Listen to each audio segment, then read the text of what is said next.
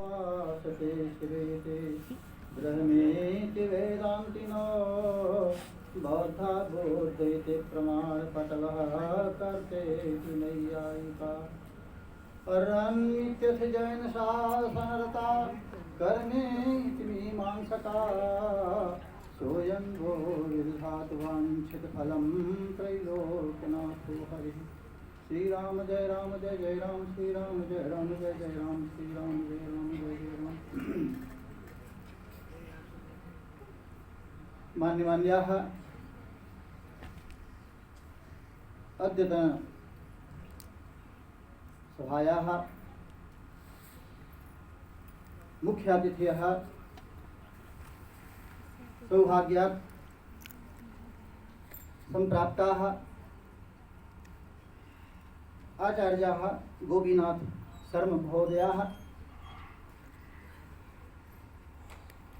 शिक्षाशास्त्र विद्याशाखायाः अध्यक्ष महोदयाः आचार्याः श्री गोविंद पांडेय महोदयाः, संयोजकाः युव विद्वांसः आचार्याः नीलाभ तिवारी महोदयाः, संचालकाः डॉक्टर रमण मिश्र महोदयाः, सभायाम् अस्मत् सौभाग्यात् सम्प्राप्ताः आचार्याः अस्य शिक्षाशास्त्रस्य संस्थापक विभागाध्यक्षाः आचार्याः वेदनारायण चौधरी महोदयाः, सम्मान्याः आदरणीयाः प्रोफेसर प्रभादेवी चौधरी महोदयाः, शिक्षाशास्त्रस्य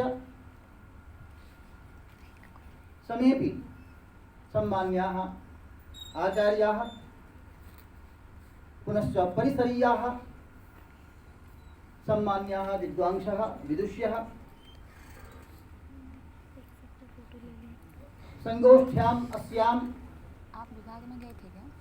संप्राप्ताः समेपि बहिष्ठाः अन्तस्थाः प्रतिभागिनः प्रतिभागिन्यः प्रेयांशः छात्राः छात्र्यः मीडिया कर्मिणः अन्य सहयोगिनः कर्मचारिणः समेपि बान्धवाः, वस्तुतः अत्यन्तं सुअवसरः अस्माकं कृते, यतः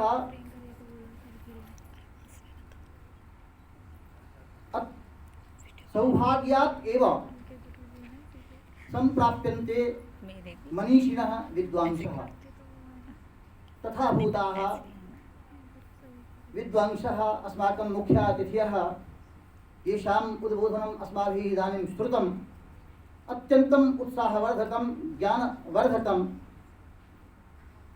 चासीत् उद्बोधनं। समेषां छात्राणाम् अस्माकं कृते समेषां कृते उत्साहवर्धकमासीत्, नात्र सन्देहावसरः। वस्तुतः तथा च ऑनलाइन माध्यमेन ये संसक्ताः सन्ति संयुक्ताः सन्ति विद्वांसः प्रतिभागिनः, समेषां कृते विशिष्य अत्र ये अस्माकं मञ्चे विराजमानाः सन्ति आचार्याः, तेषां कृते अपि सर्वप्रथमं हृदयेन कार्तज्ञं बिभर्मि। सब तरह के प्रतिभागी चूँकि जुटे हुए हैं, इसलिए मैं भी राष्ट्रभाषा में कहना चाहूँगा। वस्तुतः यह जो आज का ये द्विदिवसीय जो कार्यक्रम है, संगोष्ठी है, निश्चय ही उपादेय है। इसके लिए जो इसके संयोजक हैं, इसके और जो समस्त सहायक विद्वद्गण हैं, सबको मैं धन्यवाद ज्ञापन करता हूँ कि इतना सुंदर विषय चुना है, समसामयिक विषय। हमारे संयोजक महोदय ने विस्तार से बतलाया इसका क्या उद्देश्य, इस संगोष्ठी का जो यह विषय है। रखने में क्या उद्देश्य है। भारतीय ज्ञान परंपरा की बात है यहाँ। वस्तुतः भारतीय यह सच है कि हमारी जो ज्ञान संपदा है, भारतीय ज्ञान संपदा है, वह समग्र संसार में आदरणीय रही है और अभी भी है। बीच में इसको समझने वाले और समझाने वालों में कमी हुई, लेकिन आज हम पुनः वही सोने की चिड़िया वाली बात, भारत विश्व गुरु की बात को लेकर फिर हम आगे बढ़ने की स्थिति में हैं और उसी भावना को लेकर इस संगोष्ठी का आयोजन हुआ है। जो भारतीय ज्ञान संपदा का जो औचित्य है हमारी शिक्षा में, हमारे शिक्षकों के लिए, उस पर अभी जोर दिया गया है। जो माने इस पर हमारे विद्वान प्रतिभागीगण अपने अपने मंतव्यों को रखेंगे। इस क्रम में सामान्य बात थोड़ा माने संकेत मात्र करना चाहूँगा, समय तो अतिबाहित हो चुका है।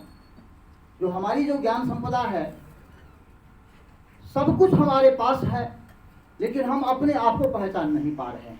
ये स्थिति हो गई थी। हमारा जो भारतीय ज्ञान है, हम सब के सब जोड़ घटा गुणा भाग जानते हैं और हम रटते क्या हैं, जो गुणा में या हमें सिखलाया जाता है plus plus plus, minus minus minus, plus minus minus, ये हम रखते हैं, जबकि ये हमारी पद्धति है, हमारा ये ज्ञान है। भास्कराचार्य लिखते हैं, जो धनम धनेन स्वमृणम धनेन, वही यही चीज लिखते हैं। सूत्र है, हमारा सूत्र है, लेकिन हम उसको नहीं जान पाए हैं और हम वो प्लस प्लस प्लस समझ पाए हैं, माइनस माइनस माइनस हो जाता है, ये हम समझ पाए हैं। वो स्पष्ट कहते हैं कि धन को धन से गुणा करने पर धन होता है, ऋण को गुणा करने पर धन होता है, ऋण और धन को गुणा करने पर ऋण होता है। ये हमारा जो है तो एक ज्ञान है जो हम नहीं जानते, हम समझ नहीं पा रहे हैं। हमारे अंदर में, हमारे शास्त्रों में, हमारे वेदों में, पुराणों में ये सारी बातें लिखी हुई है, लेकिन हम नहीं जान पाते और उसका खामियाजा हमें भुगतना भी पड़ रहा है। हम पराधीन जैसे लगते हैं, जैसे लगते हैं हम उधर से सीख कर आएंगे तभी हम ज्ञानवान होंगे। धर्मशास्त्र हमारा छूट गया, शास्त्र हमारा तो कमजोर हो गया, उस पर ध्यान नहीं दिया जा रहा था, जो आज हम संभल गए हैं। तो वो उस क्रम में हम एक आध उदाहरण देना चाहते हैं। हमारा धर्मशास्त्र कहता है, जो ताम्र पात्रे पयः पानम उच्छिष्टे घृत भोजनम दुग्धे च लवणं दद्यात् सद्यः गोमांस भक्षणम।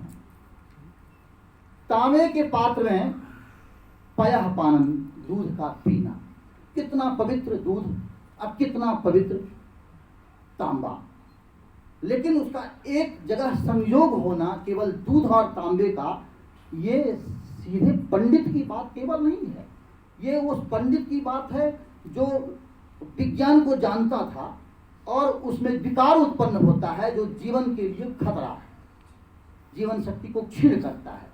जो तांबे के पात्र में दूध, सामान्यतः व्यवहार में सुने होंगे, लेकिन हम उस वचन को उस शास्त्र के माध्यम से नहीं जाने हैं।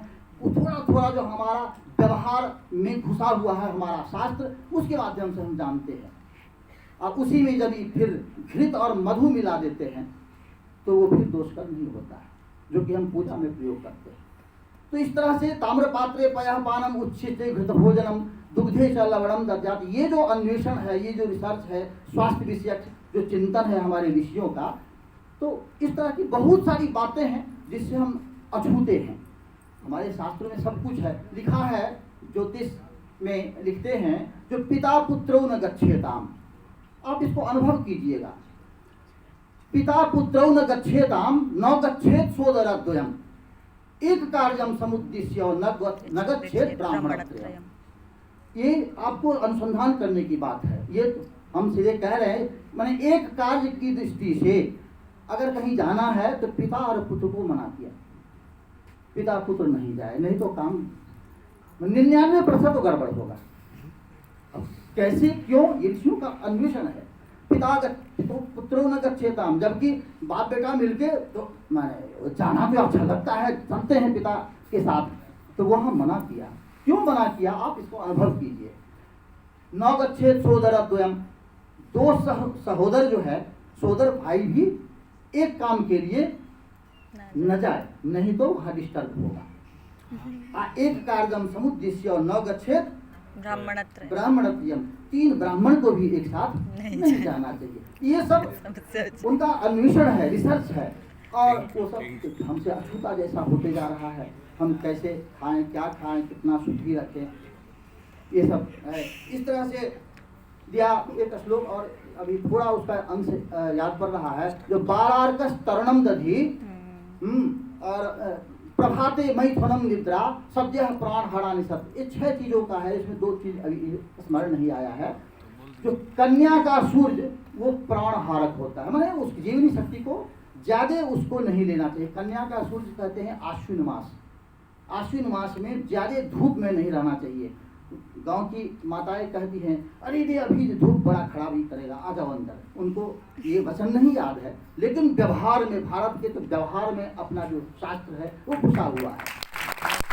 तो कन्या का सूर्य बालार का तरुणम दधी, माँ कहती होंगी अरे ताजा दही मत खाओ।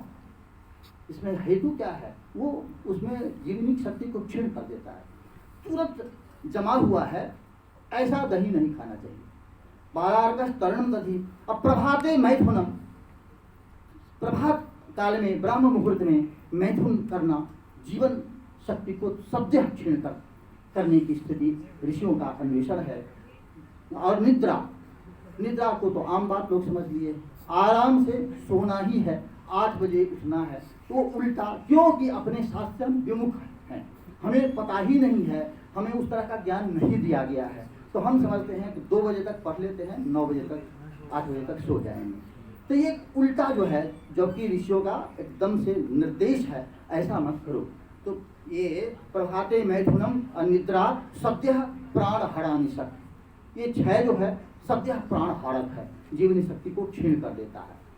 इस तरह की बहुत सारी बातें हमारे धर्मशास्त्रों में, हमारे शास्त्रों में भरी पड़ी है।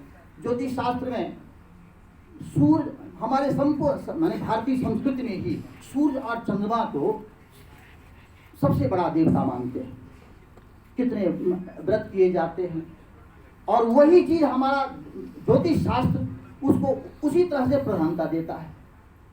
क्योंकि सूर्य और सूर्य आत्मा, हमारा वेद पुराण उपनिषद कहता है सूर्य आत्मा जगतस्तस्थ, सूर्य जो है समग्र संसार की आत्मा है। ज्योतिष भी उसी बात को लिया है और उसी दृष्टिकोण से अपने फलित में उसका समावेश किया है।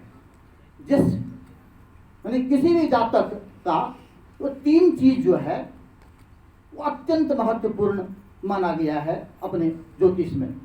जो हम नहीं पढ़, जो छात्र नहीं है ज्योतिष के, वो नहीं समझ पाते। हमारे ज्योतिष के विद्वान भी, विद्यार्थी भी इसको उस तरह की दृष्टि से देख पाते हैं या नहीं देख पाते हैं। तो उसमें सामान्य दृष्टि से एक ये बात कहकर अपनी वाणी को विराम दूंगा, जो सूर्य और चंद्रमा को जो सामान्यतया जो देवता का स्वरूप माना गया है, देवता माना गया है, तो उसमें सूर्य, ज्योतिष कहता है कि सूर्य, चंद्रमा और लग्न, लग्न जो नक्षत्र राशि से संबंध रखता है, ये तीनों जो है वो उसी तरह से है जैसे एक नई गाड़ी है, पुरानी या नई, कोई ट्रक खरीद के ले आए, कहाँ का है तो टाटा कंपनी का है, मतलब उसका बॉडी वगैरह सब ठीक होगा।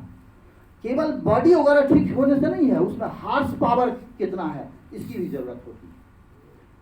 हार्स पावर, अब बॉडी का ठीक ठाक रहना, अच्छी कंपनी से आई है, ये अच्छी बॉडी इसकी होती है। और तीसरा, ठीक है ये दोनों टाटा से ले आए और बढ़िया हॉर्स पावर भी है, इसका मतलब है गाड़ी अच्छी है। और उसको चलाने वाला अगर दारू पी के चला ले, उसको ज्ञान ही नहीं है, तो वो अच्छी गाड़ी, अच्छा हॉर्स पावर वो गड्ढे में लेकर रख देगा, वो सब पत्थरी की पड़ी रह जाएगी। तो ये जो कम्बिनेशन है, गाड़ी भी अच्छी होनी चाहिए, उसका बॉडी भी अच्छा होना चाहिए, हॉर्स पावर भी होना चाहिए और ड्राइवर भी अच्छा होना चाहिए, फिर क्या कहना है, वो गाड़ी में कोई दिक्कत होगी ही नहीं। और बातें तो बहुत है उसके, सारे इंजन जो है वो सब वो प्रतिनिधित्व करते हैं वो सारे ग्रह, लेकिन ये तीन बातें जो है ना, उसी तरह कुंडली में जो विचार किया जाता है, लग्न को शरीर कहा गया है। लग्न यदि सुदृढ़ है, इसका मतलब वो हट्ठा कट्ठा होगा, और हट्ठे कट्ठे से रहने से नहीं होगा, उसमें हॉर्स पावर कितना है उसको आत्मबल कहते हैं। वो आत्मबल का, हॉर्स पावर का विचार सूर्य, वो उसके लिए सूर्य प्रतिनिधित्व करता है, इसलिए सूर्य को देखना होता है। और चंद्रमा जो है सो मन का काम करता है। तो ये मन, आत्मा और शरीर, ये तीनों यदि ठीक ठाक है तो समझ लीजिए अब वो थोड़ा बहुत छोटा मोटा यंत्र टूटेगा भी तो खींच के आराम से ले जाएगा। तो इस तरह से माने कहने का मतलब, हमारी जो ज्ञान माने भारतीय ज्ञान परंपरा है, चाहे वो आयुर्वेद हो या हमारे समग्र शास्त्र हों, ज्योतिष शास्त्र हों, ये सब का सब वो विज्ञान से भरा पड़ा है, विशिष्ट ज्ञान से भरा पड़ा है, जिसकी उपेक्षा हो रही थी। आज ईश्वर की कृपा से वो उस दिशा में हम फिर से चल पड़े हैं, जो हम अपनी ज्ञान परंपरा के सहारे हम अपनी शिक्षा को ले जाएंगे और फिर विश्व गुरु की तरफ, विश्व गुरु पद पर हम आसीन होंगे ही। हमारी उस स्थिति होने ही लगी है, समग्र विश्व हमें आदर कर रहा है अब। तो यह जो संगोष्ठी है निश्चय ही अच्छी कल्पना के साथ यह प्रारंभ हुआ है, और कहते हैं आदि भला तो अंत भला। तो आज आदि भला में कैसे ऐसे माने ऐसे हमारी मुख्यातिथि मिले हैं कि कितना सुंदर जो है सो हम सबको अपने सुंदर वाणी से, ज्ञानमय वाणी से ओतप्रोत कर दिए हैं। तो और आशा है कि अब हमारा दोनों दिन सफल ही रहेगा। इसी वाणी के साथ हम अपने वाणी को विराम देते हैं। धन्यवाद आचार्य श्री।